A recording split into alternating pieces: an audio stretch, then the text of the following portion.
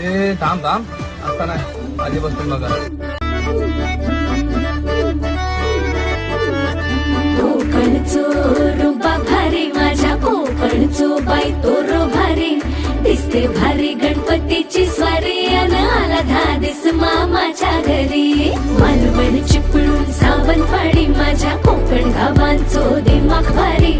दिसते भारी गणपतीची स्वारी माझ्या कोकणा वाटे तुम्ही वलवा गाडी धमाधमान हाका गाडी माझ्या कोकणचो रस्तो नागमोडी